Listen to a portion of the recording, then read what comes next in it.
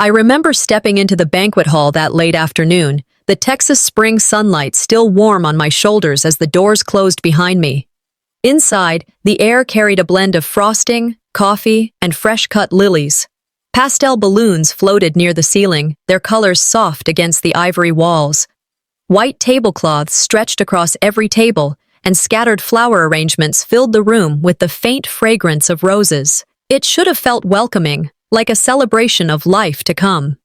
Instead, I felt a strange heaviness cling to me, like a shadow slipping into the room before I even had the chance to smile. My hand rested on the curve of my belly, steadying myself. I was 31, pregnant with my first child, and this day was supposed to be a tender memory I'd carry forever. In America, baby showers aren't just events, they're cultural milestones, a chance for families and friends to show support, to wrap a mother-to-be in kindness. But as I scanned the room, I knew not all traditions survived intact. Sometimes, what should be joyful becomes a theater for control. My husband, Mark, stood near the refreshment table, juggling polite conversations with a nervous grin that looked rehearsed. He shifted from one guest to another, as though he was trying to keep every side happy. At the head table, my mother-in-law, Tilly, directed the room with sharp glances. She wasn't the host, but you'd never know it. Her presence was magnetic, commanding, and suffocating all at once. The crown wasn't on her head, but everyone behaved as though it was. As more guests trickled in, I greeted them with a smile, though my stomach tightened with each step. Something felt staged, something off, as though beneath the pretty decorations and the laughter, a script was waiting to unfold. And I already knew I wasn't cast in the leading role. The chatter dimmed when Tilly tapped her spoon against her glass. The sound was crisp, sharp, and deliberate, pulling the room into silence. She rose, glass in hand, her smile practiced, her eyes gleaming. "To my son," she began, her voice steady and loud enough to carry across every table. "He has always been the pillar of this family, strong, dependable, carrying more than his fair share. And now, as he prepares to carry even more..." She paused, her gaze flicking toward me with a look that made my chest tighten. "May he continue to find the strength to bear every burden, even those sitting among us tonight." The words slid into the air with grace, but landed like daggers. For a moment, no one moved. Then came the awkward chuckles, nervous glances bouncing across the tables. Some people smirked uncomfortably, others looked away as if the floor had suddenly become fascinating. My heart sank. I'd heard whispers before, muttered criticisms slipped into conversations I wasn't supposed to hear. But this was deliberate. This was public. Words can slice sharper than any blade, and her toast carved me in front of everyone I knew. I forced my lips into something resembling a smile, swallowing the lump rising in my throat. "Don't let them see you bend," I reminded myself. There's a saying Americans hold on to. Respect is earned, not given. But here, respect wasn't earned. It was withheld, dangled, and denied. And if I wanted to protect myself, I had to wear silence like armor. Beside me, Mark shifted uncomfortably, his face pale, his mouth opening slightly as though he might say something. But he didn't. He lowered his eyes, choosing stillness instead of words. His silence stung more than her toast. The room stirred again, glasses raised to echo her words. I lifted my water glass, though my hand trembled against the condensation. The coolness slipped down my skin, grounding me. I managed a smile that felt more like a mask, holding my composure with every ounce of strength I had. The moment passed, the chatter returning in waves, but the sting clung to me like smoke that refuses to leave a room. As I tried to steady my breath, my sister-in-law leaned closer. Her perfume, floral, overly sweet, drifted around me. She smiled, lips pursed just enough to look delicate.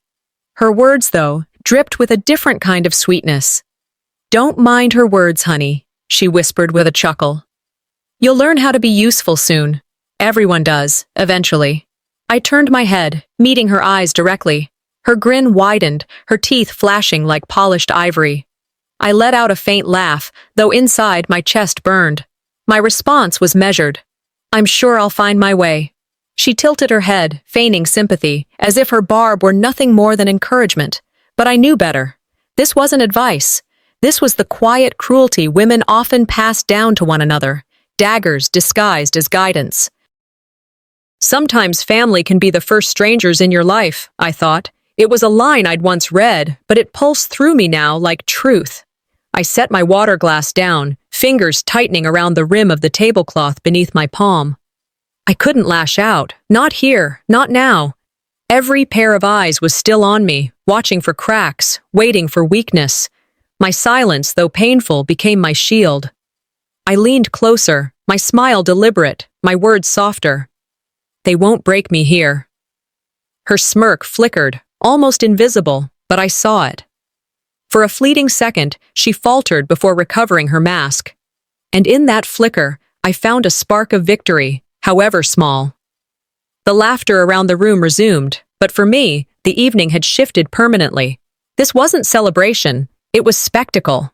I sat quietly, my palms damp, my heart thudding in my chest like a drum.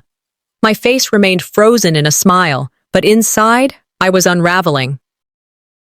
My baby shower, meant to honor me and the child I carried, had turned into a stage where I was the target. Humiliation doesn't always roar. It trickles in like rain, soaking you before you realize you're drenched. Tonight, I was drenched. My chest ached, but my posture stayed strong. I refused to slump into the role they had written for me. An older guest beside me, a woman I barely knew, leaned close and whispered gently, "You're stronger than you think. Don't let them steal your light." Her words caught me off guard. For a moment, they held me steady, like a hand on my back when I thought I might fall. I turned, nodded, pressing my lips together in gratitude I couldn't speak aloud. I thought of all the women before me, all the daughters-in-law who had swallowed pain in silence, who endured humiliation for the sake of appearances. Tonight, I realized, I was standing in their shoes. But I also knew one thing. I would not stay there forever. The evening carried on, laughter rolling across the tables, glasses clinking again, but I was somewhere else entirely. My mind sharpened, storing every slight, every barb, every silence. As the laughter softened again and the clatter of plates filled the room, I wrapped my fingers tighter around my glass, steadying my voice in a whisper only I could hear. "If they think I'm a burden today," I murmured, "they'll soon learn I can carry more than they ever imagined." After the sting of that toast still lingered in the air, the evening shifted into what should have been the lighter part of the baby shower, opening gifts. Traditionally, in gatherings like this, the gifts carry meaning. They're tokens of hope, symbols of blessings, and small ways for family and friends to show that they're invested in the child's future. I had imagined smiling over tiny onesies, soft blankets, maybe a stroller ribboned in bows. Yet as I sat there, the words from Tilly's toast clung to me like smoke. If her words were the knife, I thought, steadying my breathing, then these gifts are going to be the salt poured right into the wound. I shifted in my chair as the crowd gathered closer. Voices buzzed cheerfully, hands clapped as the first present was placed in front of me. My husband sat just off to the side, his smile still plastered on, though it didn't reach his eyes. He looked more like a man negotiating a peace treaty than a father-to-be. Tilly stood tall at the center, her chin high, directing things as though the night belonged to her. I reached for the first box, a simple package wrapped in pastel paper with yellow ribbon. The paper tore softly under my fingers. Inside were small rattles, cheerful and harmless. The room awed, and I forced my smile to soften. The next box was opened. A set of newborn hats, still with the store tags. Applause. More chatter. For a moment, it felt almost normal. But then came her turn. Tilly stepped forward, carrying a large box wrapped so elegantly it could have sat in a store display. The ribbon was satin, the paper embossed with silver designs. Guests leaned in with anticipation. "I saved this for last," she announced loudly, though the gifts weren't finished. She placed it in front of me with deliberate care, her eyes sharp as blades hidden behind her practiced smile. I peeled the wrapping slowly, every rustle of paper sounding too loud in the hushed room. Inside, beneath layers of tissue, were baby clothes. At first glance, they seemed harmless. tiny shirts, small blankets. But as I lifted them, my heart dropped. The fabric was thin, frayed, stained with age. The colors had dulled into yellowed whites and washed-out blues. These weren't new. These weren't meant for celebration. These were hand-me-downs that had lived their lives decades ago. A wave of awkward silence rippled through the hall, followed by nervous laughter. Some guests shifted in their seats, others whispered under their breath. Tilly clapped her hands together, her voice rising above the discomfort. "These survived 3 babies in our family. Can you believe it? They're still in one piece. Maybe they'll teach her how to recycle instead of spending my son's money." The words struck like a slap, public, deliberate, humiliating, not just at me, but at my ability to provide, at my worth as a wife, as a mother. I held the faded onesie in my lap, my chest tight. My instinct screamed to put it down, to walk away, but instead I steadied myself. A saying ran through my mind. One man's trash is another man's treasure. But this wasn't treasure. This was a performance, a reminder that in her eyes I was undeserving of anything new, anything untouched. I placed the clothes gently back in the box, lifting my chin. My smile was calm, my voice smooth as I said, "They say babies deserve the softest start in life. I hope this cloth still holds." The words were polite, but I knew the edge carried. Some guests caught it too. I saw the flicker in their eyes. A subtle ripple of recognition passed through the crowd, a tiny victory that warmed me for just a heartbeat. Tilly's smile twitched, but she quickly adjusted, laughing louder than necessary. "Well, good cloth never dies," she declared, her tone forceful. The rest of the gift opening blurred into noise. My hands moved through the motions, tearing paper, thanking guests, smiling for photos, but inside I was somewhere else. Each laugh around me felt sharper, each whisper another layer of humiliation. As the tables filled with torn wrapping paper, the crowd settled again. More guests arrived late, and extra seating was needed. Chairs scraped against the floor, rearranged at Tilly's direction. Her voice carried as she gestured toward me. "Why don't you take this one back here? Make room at the front for the others." I froze. The chair she pointed to was tucked against the back wall, just steps away from the restroom. I caught the faint whiff of disinfectant from the open door, the clash of bleach mixing with the aroma of catered food. Each flush echoed faintly, like a cruel reminder of where I was being placed. Guests hesitated. Some looked at me with hesitation, perhaps sympathy, but no one spoke against her. Authority has a way of silencing a room, and she knew it. I stood, gathered my dress carefully, and walked toward the chair. Every step echoed in my ears, though the room buzzed with chatter. I lowered myself into the seat, straightening my back immediately, refusing to slouch. "How do you make someone invisible?" I thought, forcing air into my lungs. "You don't scream at them. You just push them further away from the center until no one notices they're gone." Across the room, I could see the clusters of people still laughing, still celebrating. From here, their voices blurred, their faces distant. A couple of guests exchanged glances in my direction, uneasy, but still silent. Their eyes acknowledged what had happened, but no one intervened. My humiliation had been carved deeper, undeniable now. I folded my hands neatly in my lap, fixing my posture. If she thought I would shrink into the chair, let the shadows consume me, she was wrong. My body remained upright, my chin high, though inside, the bitterness burned hotter. The baby shower wasn't about me becoming a mother anymore. It had become her theater, and I was the scapegoat she placed center stage only to drag off again. The emotions layered themselves inside me.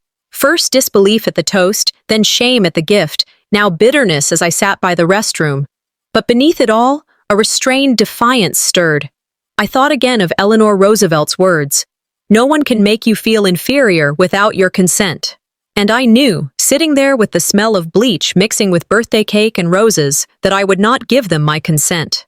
I tightened my grip on the arm of the chair and whispered so only I could hear, "If they think pushing me to the shadows will silence me, they've already lost." After the sting of being moved to the back by the restroom, I tried to steady myself. The clatter of plates and bursts of laughter swirled around me, but I felt set apart, as though I was a prop at my own baby shower.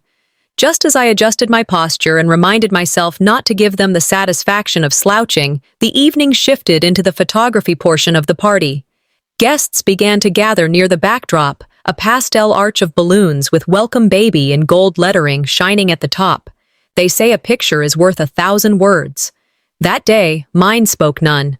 I knew even before the first camera flash that the photos wouldn't hold me in the center.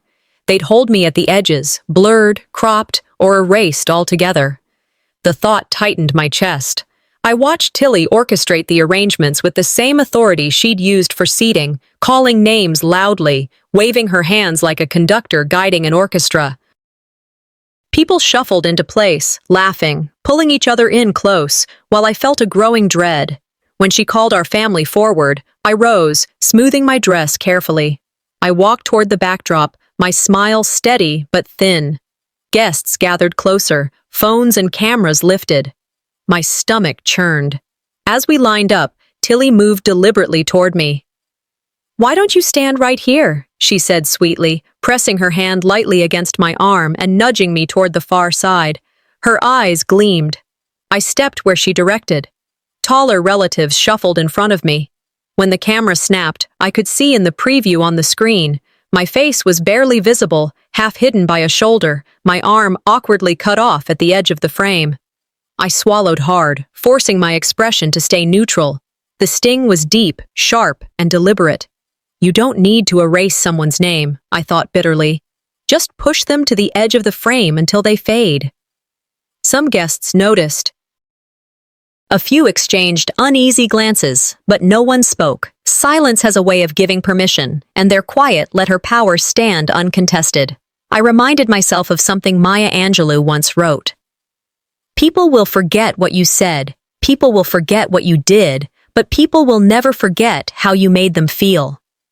I already knew this picture wouldn't survive in any frame at my house, but the feeling it left inside me would linger forever. When more pictures followed, the pattern repeated. Each time, I was edged a little farther away. The camera captured smiling faces, relatives clutching each other's hands, and me, always blurred into the corner. I nodded politely, clapped when others posed, kept my shoulders straight. But I stored each photograph as evidence, not for anyone else, but for myself. Evidence that this was not kindness, but strategy. As the photo session wound down, chatter filled the room again. Plates were passed, drinks poured, and people returned to small conversations. I had just taken a sip of water when her voice rose again, cutting through the hum like a knife. "She can barely take care of herself," Tilly said, her words pitched just high enough to carry across the nearest tables. She smiled as she spoke, as though delivering a casual observation. "How can she raise a child?" The words hit me with the force of a storm. Heads turned. A ripple of shock spread through the guests, gasps caught in a few throats. The humiliation wasn't whispered this time. It was laid bare in public, undeniable. My lips pressed together tightly. I wanted to lash out, to throw the words back at her. Instead, I sat still, my expression calm. Inside, anger built like a rising tide, threatening to spill over. The strongest warriors, I reminded myself silently, fight battles no one sees. Mark shifted beside me, his face pale. He rubbed the back of his neck, eyes darting between me and his mother. But again, he said nothing. His silence was a wound all its own, a quiet betrayal louder than her insult. A few guests glanced at me sympathetically, their eyes saying what their mouths didn't. But still, no one intervened. I thought about what it meant to be told, in front of everyone, that I couldn't take care of myself. In America, dignity is tied tightly to independence. To say I couldn't even care for me was to strip me of worth, to make me appear as little more than a burden. I adjusted my seat slowly, letting my chin rise. You may try to humiliate me, I thought, but you won't break me here. My silence wasn't weakness, it was a blade, sharper than the insults thrown at me. I compared the photographs and her words in my mind. One erased me quietly, the other discredited me loudly. Together, they painted me as invisible and incapable. But if she believed that would end me, she didn't know me at all. The hurt was real, sharp enough to make my hands tremble, but realization followed close behind. This wasn't just her cruelty. This was a war for control, staged on the very night meant to honor me. And in war, silence could be a weapon as deadly as speech. I inhaled deeply, letting the noise of the party wash over me. "No one can make you feel inferior without your consent," Eleanor Roosevelt had once said. And I thought, I will not give her my consent. Another round of photos was called, and this time when people urged me forward, I stepped back deliberately. If they wanted me erased, I would choose absence myself. I stood to the side, hands folded calmly, whispering under my breath, "They want me gone. They'll regret underestimating what I can write back into the story." After the humiliation of the photos and the sting of whispered judgments, the evening moved to the part of the party everyone had been waiting for, the cake cutting. In any other world, it should have been a joyful pause, the moment when everyone circled around, laughing, eager to taste the sweetness meant to mark a new chapter in life. But as the staff wheeled the cake forward, a nervous tension slid into my stomach. The cake itself was beautiful. Pastel layers of pink and blue frosting spiraled up its tiers. Tiny fondant baby shoes sat perched on the top, surrounded by sugar rattles and little flowers so delicate they looked real. It was picture perfect, like something from a bakery magazine. And yet, staring at it, I felt no sweetness. I thought to myself, cakes are supposed to symbolize joy. That night, mine carried bitterness I hadn't even tasted yet. Guests rose from their seats, phones lifted in eager hands, their flashes already firing as if this moment were the pinnacle of celebration. My husband Mark slid beside me, his hand brushing mine briefly, but he was distracted, murmuring pleasantries to cousins and neighbors, as though he could paper over everything that had unfolded before. He smiled, but it was tight, his eyes darting toward his mother, more than toward me. And there she was, Tilly, my mother-in-law, standing tall near the cake with an air of control that was becoming suffocating. She clapped her hands once, gathering attention, and announced, "Now let's give the honor to the mother-to-be." Her voice rang, but her gaze didn't soften when it landed on me. I felt the first drop of dread. Tilly seized the knife, insisting with a broad smile that she make the first cut. The crowd leaned closer, cheering. "For the mom-to-be!" someone shouted. I stepped forward, my palms slick with sweat, forcing my smile to stay. She sliced into the cake with deliberate care, the knife gliding too smoothly through the layers. Her hand trembled ever so slightly as she lifted the slice onto a plate. I noticed it, the tremor in her wrist, the way her lips pulled just a little too tightly at the corners. "This one is for you," she said, her voice honeyed, as though presenting me with a crown. She extended the plate, her eyes narrowing just enough that I caught the sharpness hidden behind the gesture. The room broke into claps and cheers. "Go on, take a bite," someone urged. I held the plate carefully, staring at the slice of cake. It looked perfect. Layers of sponge, cream filling, pastel frosting gleaming under the lights. But something in me recoiled. A phrase flashed in my mind. Not every smile is kind. Not every gift is clean. Mark nudged me lightly. "Come on," he whispered. "Just take a bite." He looked puzzled at my hesitation, completely unaware of the knot tightening in my chest. I forced a laugh, holding the plate up as though admiring it. "It's too beautiful to ruin just yet," I said to the crowd, who chuckled. But my eyes slid toward the knife resting on the table. Something about it bothered me. That's when Celestina, my childhood friend and one of the only allies in the room, leaned closer. She had been watching more closely than anyone. "Don't eat it," she whispered quickly, her voice urgent. "Look at the knife." My breath caught. I glanced discreetly. The blade glistened, but not just with frosting. There was a faint residue, a powdery streak smudged along its edge, too unusual to be sugar. My pulse hammered in my ears. They dressed up poison with frosting. My mind screamed. The guests kept chanting, waiting for me to take that ceremonial bite. Cameras pointed, eyes gleaming with anticipation, the weight of expectation pressing against me. I steadied my voice. "I think I'll save this first bite for a quiet moment later," I said warmly, still smiling. "That way I can really savor it." A few guests laughed approvingly, nodding, but I caught the flicker across Tilly's face, the irritation flashing in her eyes, the tight pinch of her lips before she adjusted again, laughing as though I had made a clever remark. "Of course," she said too quickly. "Of course, dear. That's thoughtful of you." But I saw it.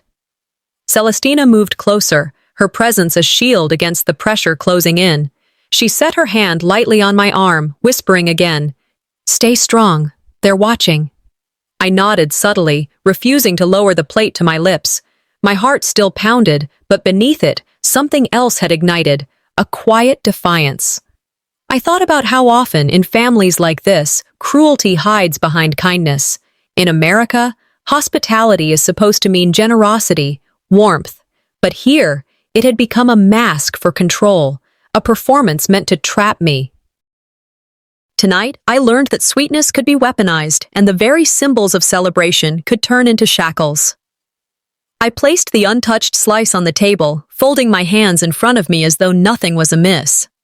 Outwardly, I smiled and nodded at the compliments about the cake, thanking people for their praise. Inwardly, my resolve hardened like stone. If she thought I would swallow humiliation, I told myself silently, then she underestimated me. I won't choke down her traps, and one day soon, I'll serve this bitterness back to her. The night moved forward, the crowd dispersing into conversations, but the decision inside me was sealed. I wouldn't just endure.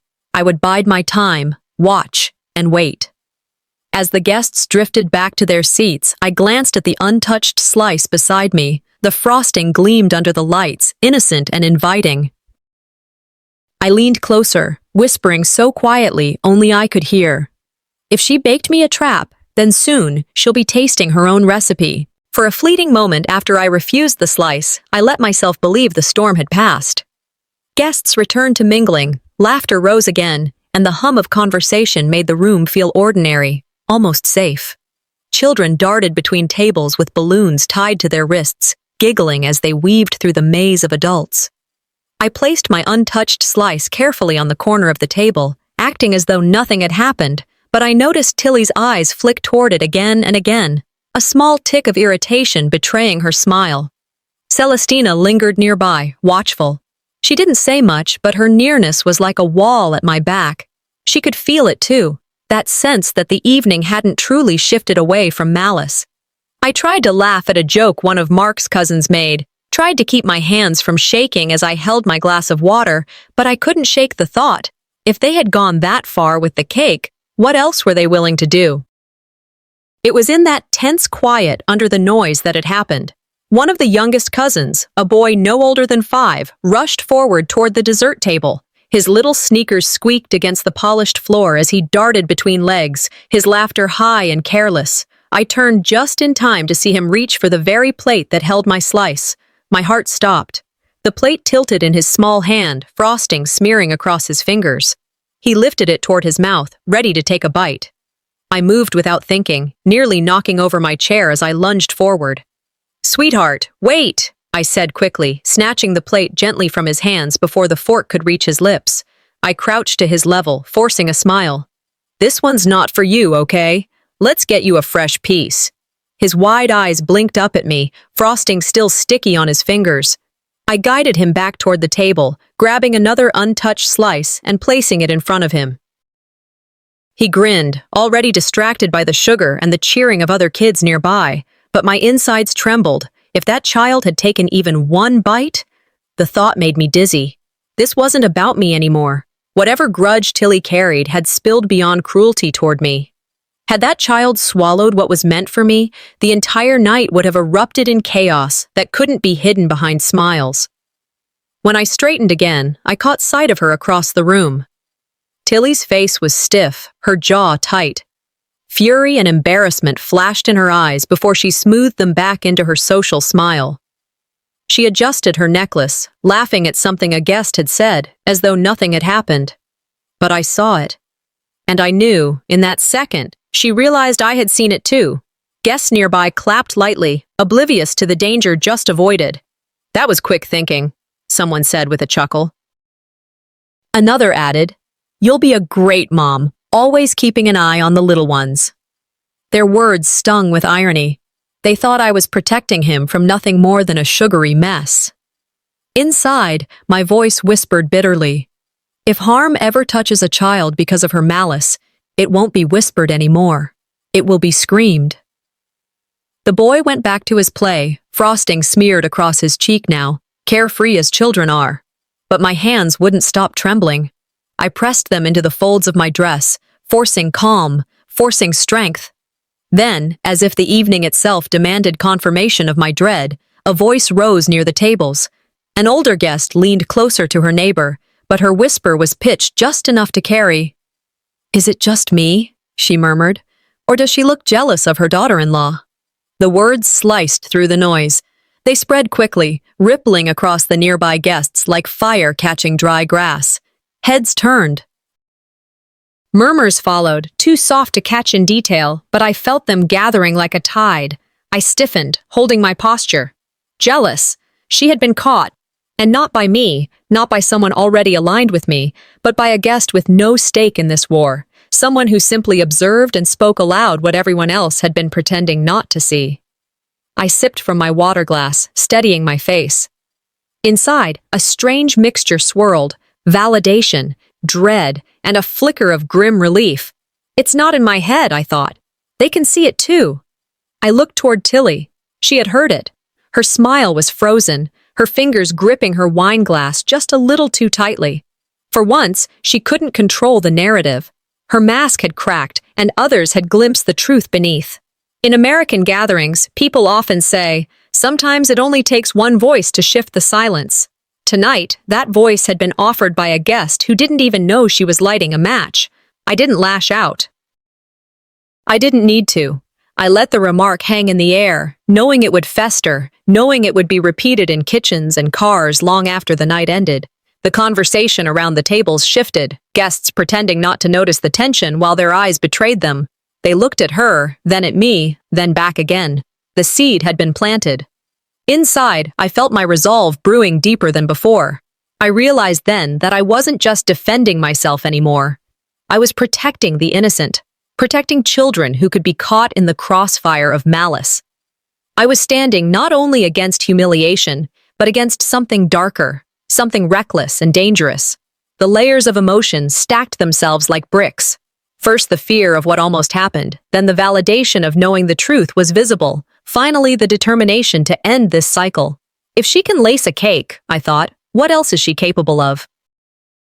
I looked down at the child's small hand still sticky with frosting, curled around mine as he tugged me toward the group of kids. My chest tightened, but my voice inside hardened. It ends with me. I will not let her write my story in poison. When I straightened again, I caught Tilly's eyes across the room. Her smile was tight, her eyes burning with silent fury. In that glance, a war was declared without a word spoken. Her eyes found me across the room, blazing, sharp, unyielding. After everything that had already unfolded, the toast, the gifts, the photographs, the cake, and even the near disaster with the child, she wasn't finished. Tilly's look told me plainly, this was far from over. Around us, the atmosphere of the shower had shifted. Guests spoke in quieter tones now, conversations fractured, small laughs attempting to stitch the evening back together but failing. The scent of frosting still hung heavy in the air, mingling with perfumes and coffee, but beneath it was something else, tension so thick I could almost taste it. I steadied myself, inhaling slowly. Some battles, I realized, aren't fought with fists or even words. They're fought with silence so sharp it can cut through the noise like glass. My hands rested in my lap, fingers interlaced, while my mind sharpened into clarity. Celestina caught my gaze from a few feet away. She didn't speak, didn't even move much, but her slight nod was enough. She saw the fire brewing too, and in that subtle gesture, she told me to stand firm. And then Tilly made her next move. She gestured toward the slice of cake that still sat untouched. Her voice rang, pleasant enough for others to hear, but edged with steel, meant only for me. "Why don't you have your cake now, dear? Everyone has been waiting to see you enjoy it." The crowd turned again. The chatter lulled. Dozens of eyes landed on me. The weight of expectation pressed hard, just as she had intended. She wanted me cornered, trapped, forced into obedience. I rose, smoothing the front of my dress, and walked toward the table. The slice waited, bright with pastel frosting. I lifted it carefully, my face serene, every motion controlled. My heart pounded, but my smile stayed intact. And then, with the calmest voice I could muster, I turned to her.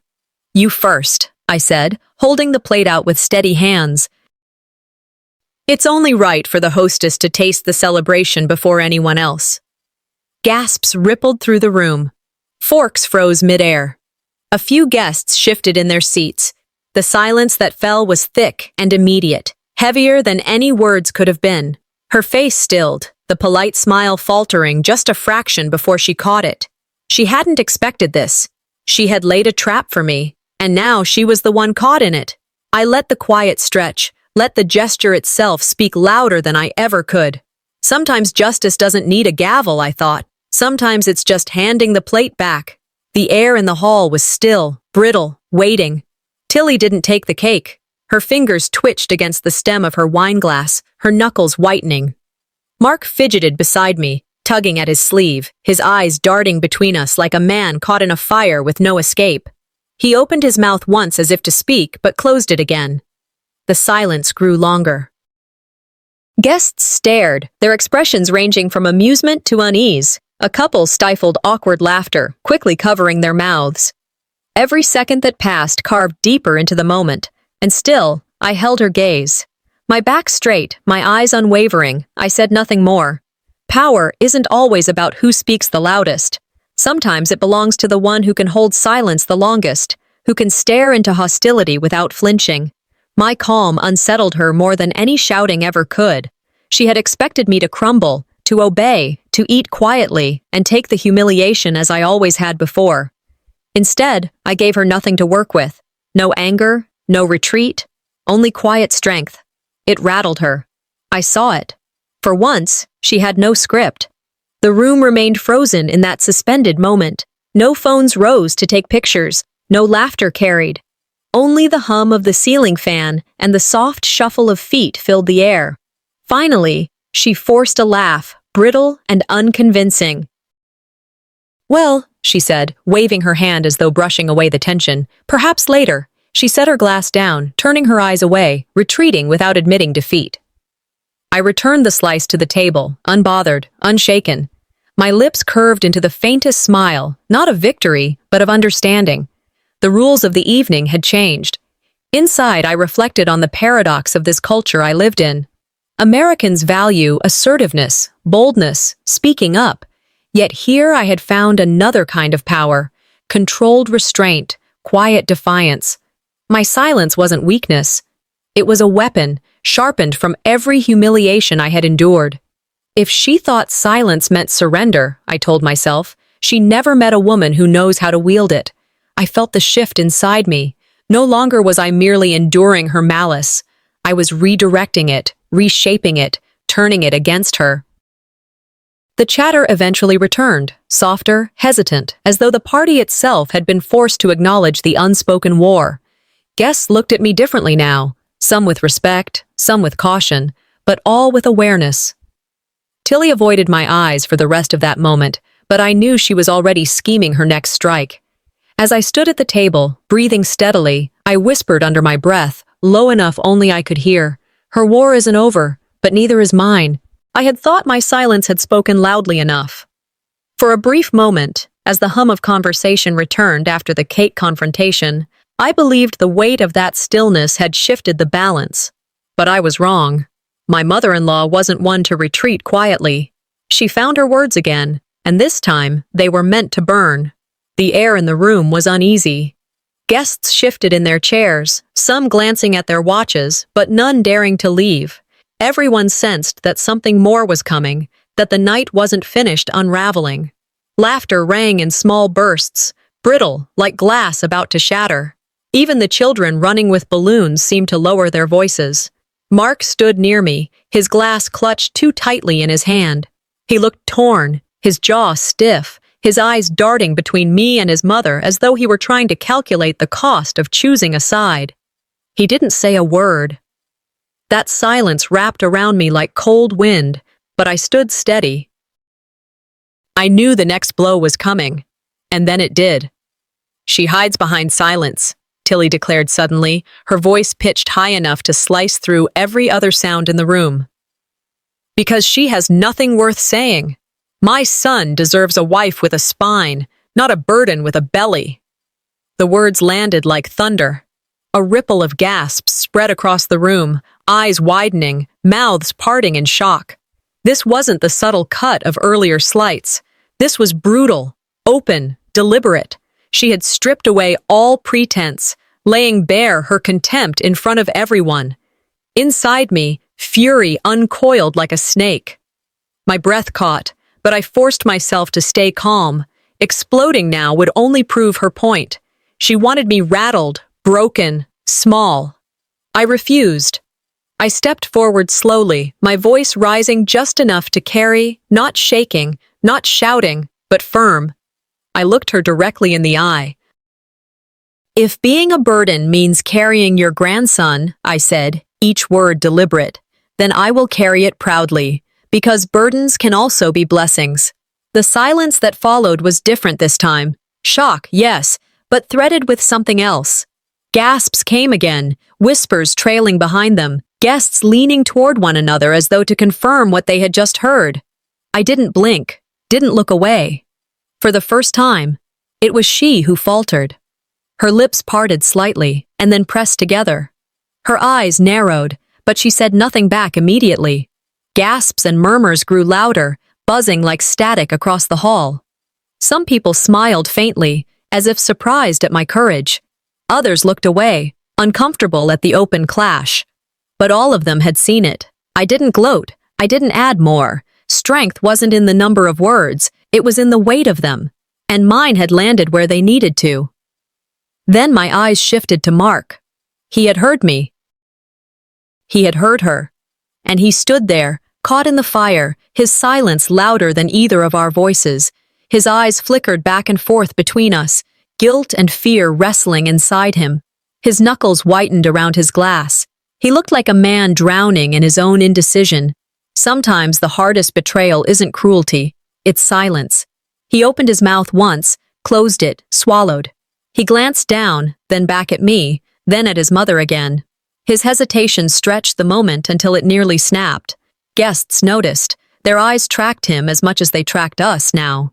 The tension had sharpened, not just between me and Tilly, but between me and the man who was supposed to stand beside me.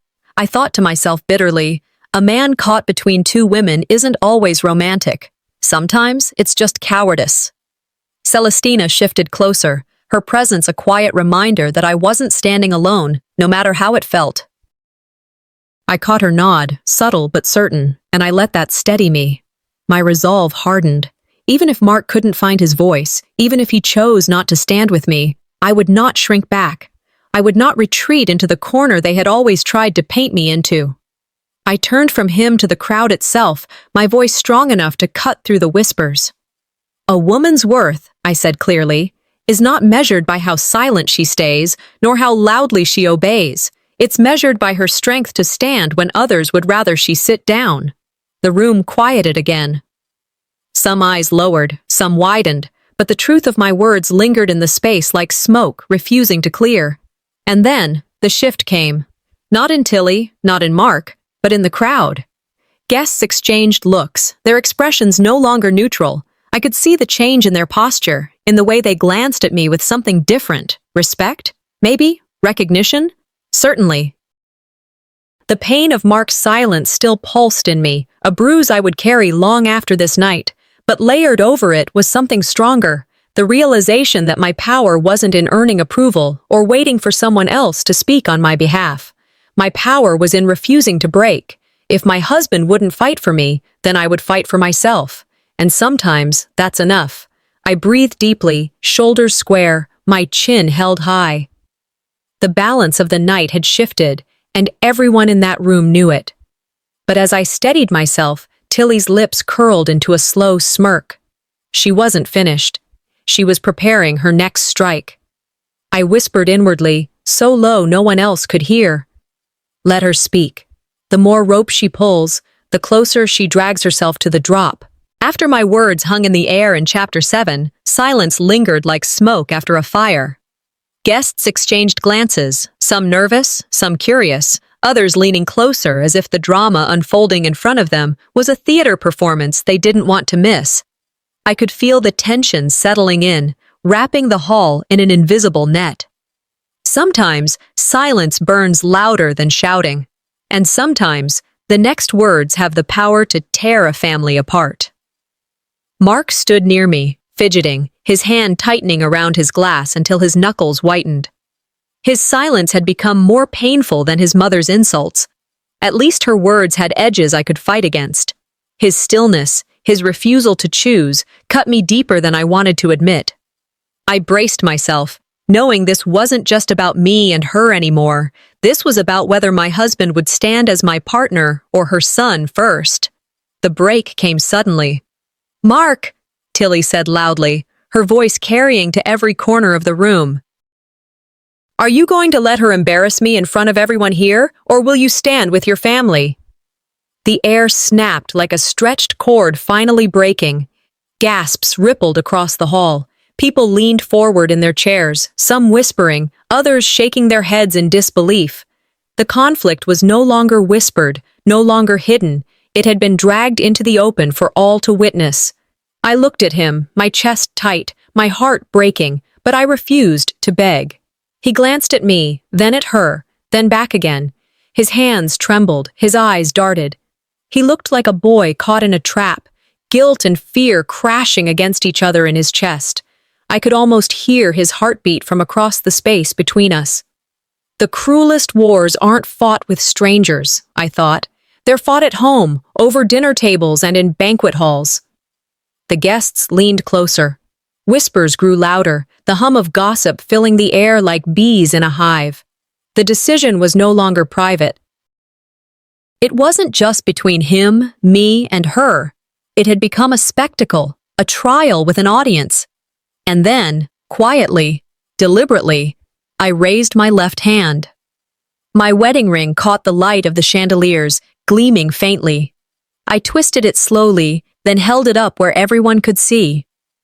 My voice was calm, but each word was sharp enough to cut through the noise. "This isn't just jewelry," I said. "This is a promise, and promises mean nothing if they vanish the moment they're tested." The murmurs quieted again. Some guests nodded, visibly moved. Others looked away, uncomfortable. But they heard me. I didn't stop there. My eyes remained fixed on Mark as I continued. Marriage is supposed to be two people walking side by side. If my place is behind, then I'll walk alone. A ripple of shock moved through the crowd. A woman near the front gasped audibly. Someone whispered, "She's right."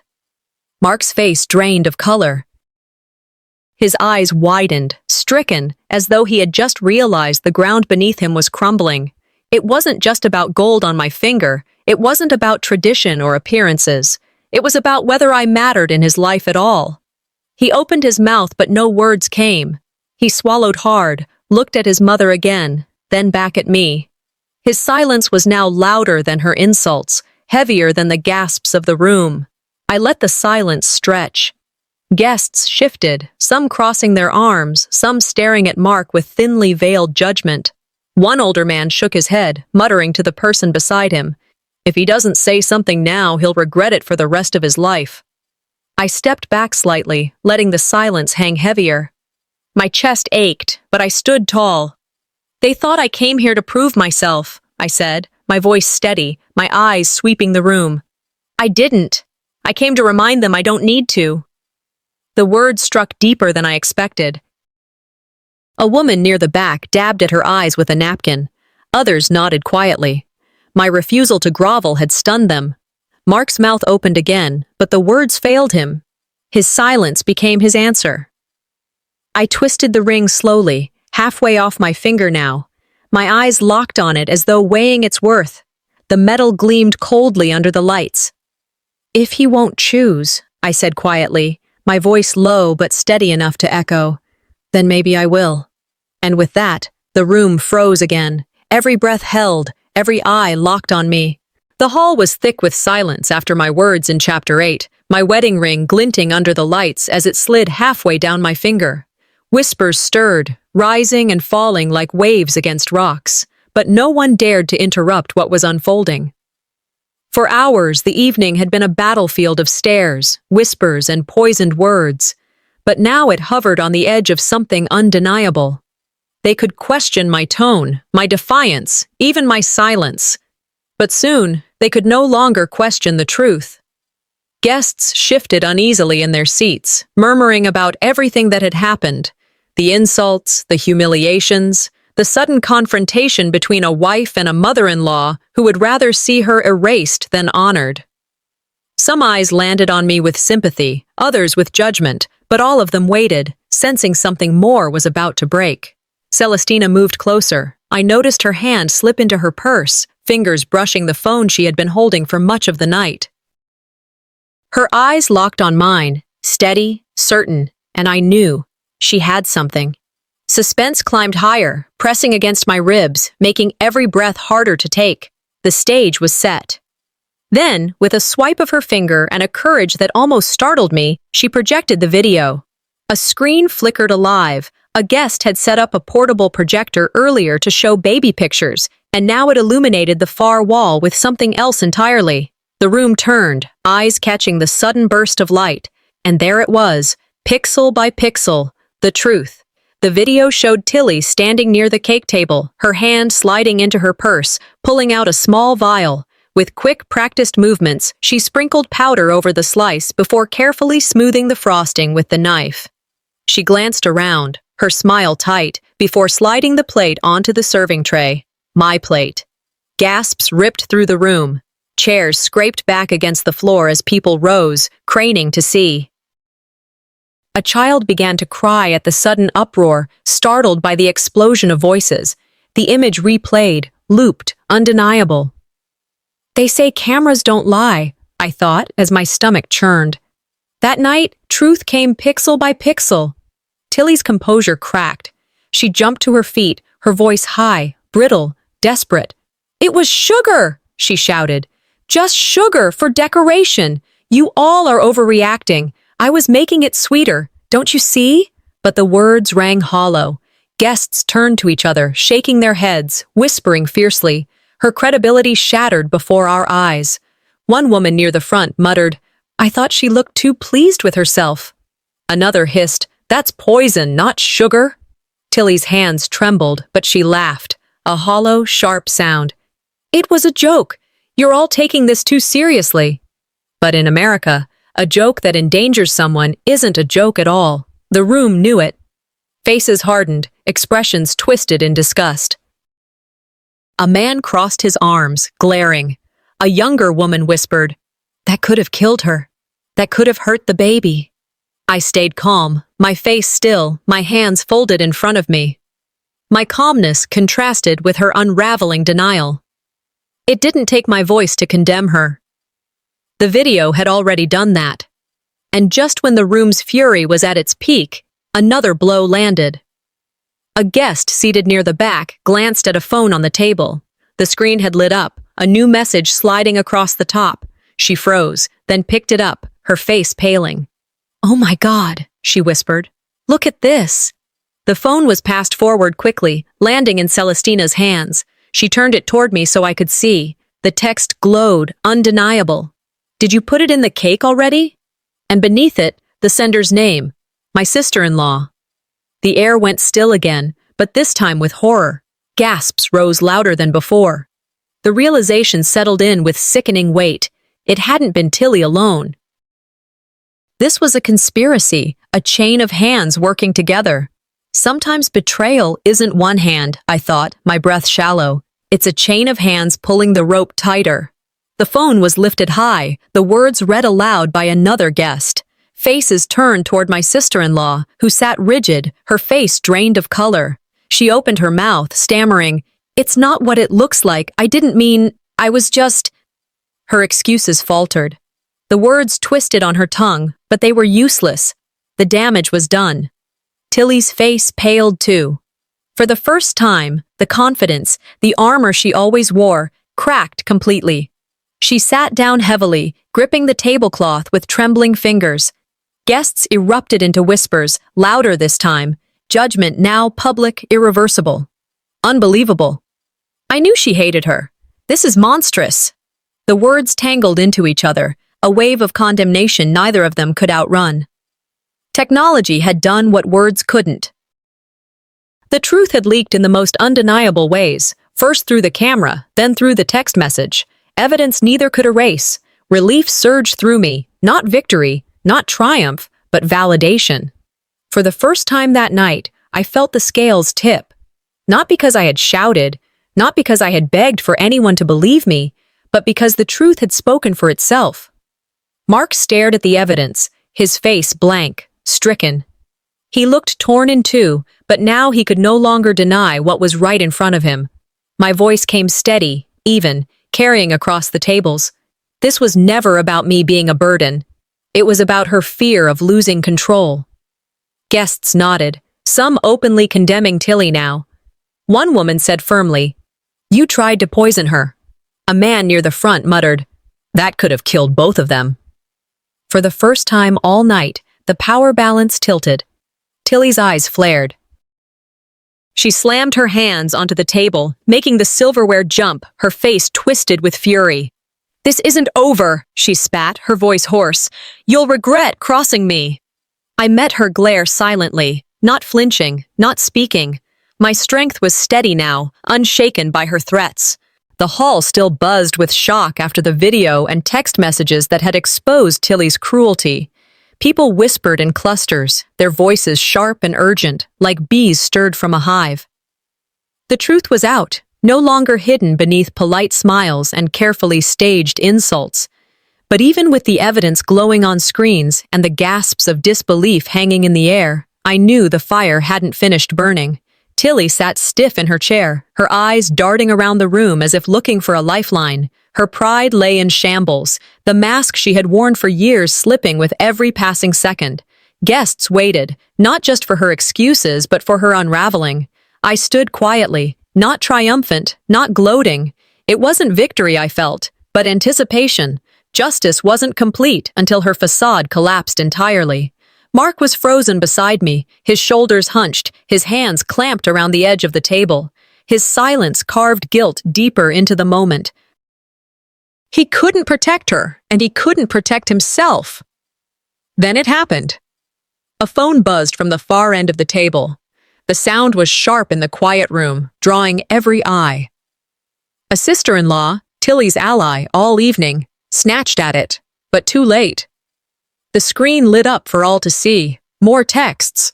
One of the guests, bold with indignation, reached across and lifted the phone. "Listen to this," she said, her voice cutting through the thick air. She read aloud, "We have to make sure she eats it. Don't let her avoid it again." The room erupted. Gasps, shouts, chairs scraping as people leaned forward. Shock grew heavier. "So she wasn't acting alone?" someone said loudly. "This was planned." My chest tightened, but I stood still, breathing slowly, steady. It wasn't a single knife, I thought grimly. It was a table full of sharpened blades pointed my way. The sister-in-law stammered, her face flushing red. "It's not what it looks like. I didn't mean—" "You didn't mean?" Another guest cut her off, her tone scathing. "You plotted to hurt a pregnant woman and her baby. How can you even say those words?" The accomplice looked cornered, her eyes wide, her excuses collapsing before they could form. The betrayal burned deeper than any insult had that night. Cruelty from a stranger could be dismissed, but betrayal from those sitting at the family table cut into the bone. Guests began openly condemning both of them. A man in his 60s said firmly, "This isn't family. This is treachery." Another guest muttered, "Sometimes family doesn't need enemies. They create their own." I pressed my palms against my dress, grounding myself. For so long, I had been swallowing every humiliation, every whisper. Tonight, I didn't need to defend myself. They had done the work for me. Tilly suddenly stood, her voice shrill, panicked. "It was a joke," she cried. "You're all taking this too far." "It was just flour, just for fun. Why are you overreacting?" Her laugh was brittle, too loud, too forced. But no one laughed with her. Americans dislike when cruelty hides behind humor.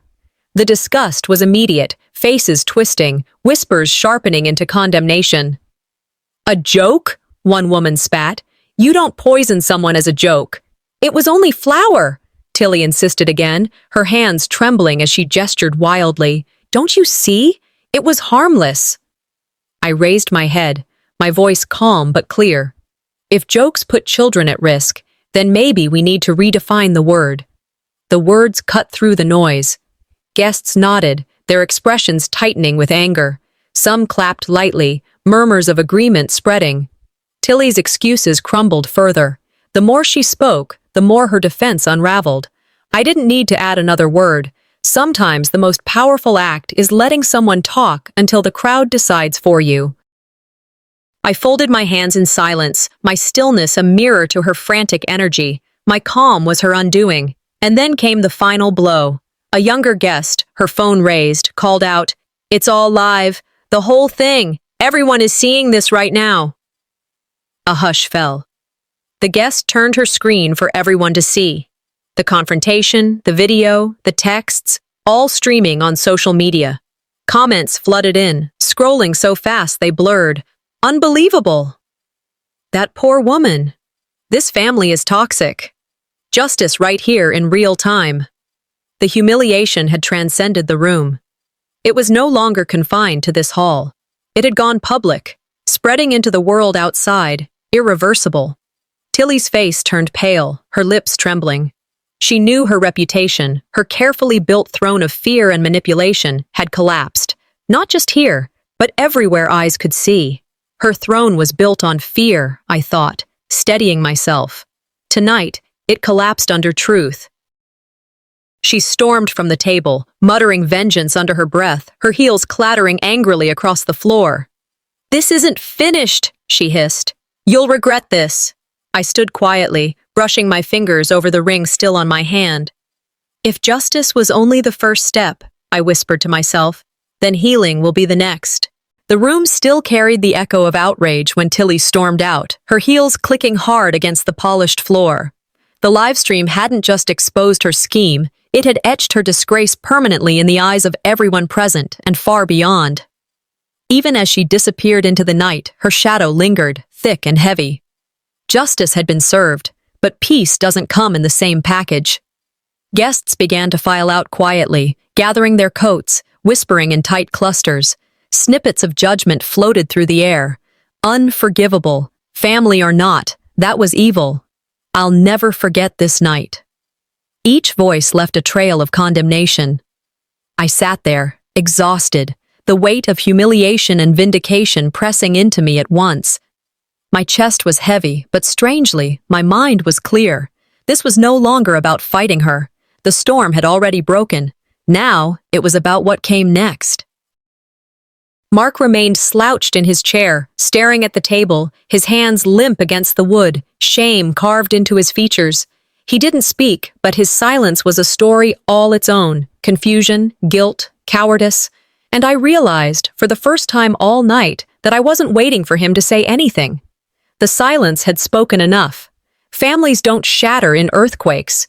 They split in hairline cracks that spread until they can't be mended. That night, the fracture was laid bare. Some relatives quietly slipped out, their faces pale with shame, unwilling to be associated with what they had witnessed. Others lingered, their gazes steady on me, offering small nods, words of comfort as they passed. "You're stronger than most," one whispered. "I don't know how you stood it." The accomplice, my sister-in-law, sat with her head bowed, her phone clutched tightly in her lap as though it could shield her. She avoided every glance, her face red, her lips pressed tight, stripped of the confidence she had worn earlier. The guests who stayed formed a quiet ring around me, their sympathy evident. Some touched my arm gently, some offered tired but genuine words. "What you endured tonight," one said softly, shaking her head. "Most women would have walked out long before." I forced a smile, nodding in thanks. Gratitude filled me, but it was bittersweet, because even with their kindness, the fracture was undeniable. This family was broken. The question was whether I still belonged to it. Mark hadn't spoken in hours. His silence had become its own cruelty, more piercing than his mother's words. Neutrality, I realized, can be betrayal too. Choosing not to choose had left me alone to bear the blows. When the room thinned out, I turned to him. My voice was calm, but sharp enough to cut through his fog. "Your silence tonight," I said, meeting his eyes, said more than her insults. And I heard it. He looked up, startled, guilt flashing in his eyes. His mouth opened, stammering, I didn't know what to say. I didn't want to make it worse." I shook my head slowly. "You didn't want to make it worse for her. For me, your silence made everything worse." He pressed his lips together, his eyes glistening, but no words came that could mend it. He whispered an apology, weak, almost inaudible. It floated between us like ash, already burned out before it reached me. I no longer clung to his defense, to his loyalty. I had been waiting all night for him to stand, to shield, to prove the promises of our marriage meant something. But strength isn't waiting to be chosen. Strength is choosing yourself. My heart ached, but clarity settled in. Heartbreak, acceptance, and independence layered inside me like stones, heavy but solid. Whether this marriage survived or not, I decided then. I would not live as a silent burden. I rose from my seat and walked outside. The night air of Austin wrapped around me, cool against my skin, a balm after the suffocating heat of the hall. The sky stretched wide above, dark and endless, stars faint against the city glow. Freedom doesn't always come wrapped in joy. Sometimes it comes in the ashes of something broken. I leaned against the railing, closing my eyes, breathing in the quiet. My hands folded over my belly, grounding me in the one truth that mattered. I wasn't alone. I carried life inside me, and that life deserved peace, dignity, love untainted by cruelty. A thought pressed into me, sharp but steady. Sometimes you have to accept that not all family is built on love. And that's okay. The night hummed with silence, but for the first time all evening, it wasn't heavy. It was freeing. The chains I had worn, forged from years of enduring and swallowing pain, had cracked. I whispered into the air, to myself, to the future. I didn't lose tonight. I simply shed what was never mine. The hall was almost empty now. Chairs sat uneven after the chaos, some toppled slightly, napkins scattered like fallen flags after a war. The scent of frosting and disinfectant lingered, strangely bitter in my nose, a reminder of everything that had transpired. Justice had been served in its own brutal way, but peace was something else entirely. Some battles end when the enemy falls, I thought, pressing my palm against the table for balance. Others end when you decide to walk away. Most guests had slipped out quietly, whispering as they left. I could still hear the faint shuffle of feet outside, the last murmurs of disbelief being carried into the night. Inside, the silence pressed against me like a weight, but not the suffocating kind. It was lighter now, filled with clarity instead of shame. Mark finally moved toward me, his steps hesitant, his shoulders sagging. His eyes met mine, heavy with guilt, but not yet steady with conviction. I braced myself. This wasn't the time for excuses or weak apologies. This was the moment for final choices. He drew a long breath and then, to my surprise, raised his voice so the few family members still present could hear. "If anyone dares call her a burden again," he said, his voice trembling but loud, "then you're calling me one too, because we are one." The words hung in the air. Stunned silence followed, broken only by the clinking of a fork being dropped onto a plate. A few guests shifted, murmuring softly, their expressions caught between disbelief and relief. Approval began to ripple through the room. Nods, faint smiles, sighs that sounded almost like forgiveness, but not for him, for me. I absorbed his words carefully. They were strong, yes, but late. Words spoken in public mean nothing if they collapse in private. I lifted my chin, answering with measured calm, my voice unwavering. Promises spoken in front of witnesses are easy. What matters is whether they stand when no one else is looking. The guests nodded again, more firmly this time. They knew the truth of it. Relief flickered across Mark's face, but my heart did not leap. His declaration was a bandage laid too thin over a wound that needed stitching. Temporary. Fragile. I looked around the room at the last of them, the ones who had stayed not out of loyalty to her, but out of loyalty to the truth.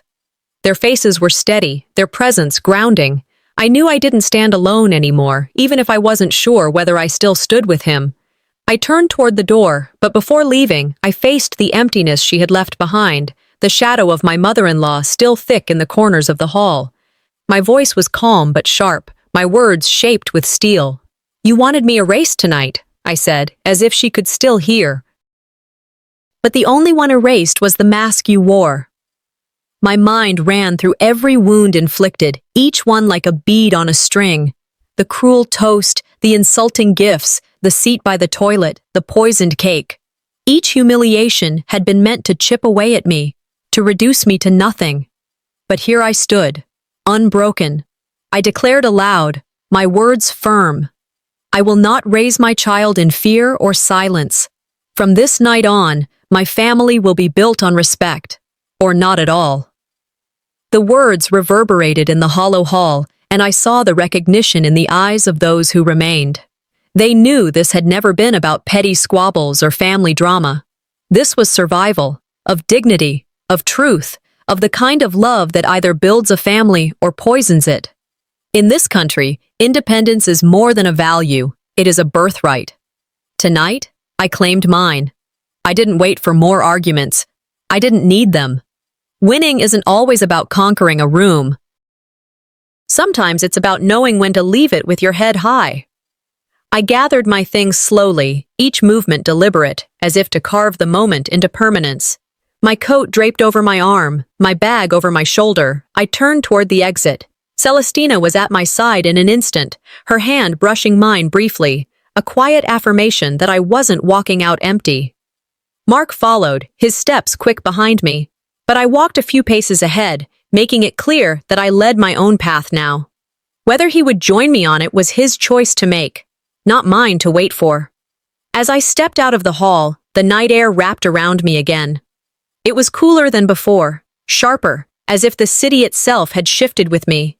The ache in my chest was real, loss, betrayal, heartbreak. But underneath it all was something stronger, relief. The wound would never fully heal, I knew that. Some scars don't fade, and maybe they're not meant to. They remind you of what you survived. I pressed my hand against my belly, whispering to the life inside me, steady and sure. You will never grow up in silence. Not my silence. As the doors closed behind me, the glow of the hall fading into the distance, I breathed deep, steadying myself. This wasn't the end of my story, I whispered. It was the beginning of one I would write myself. And with my head high, I walked forward into the night.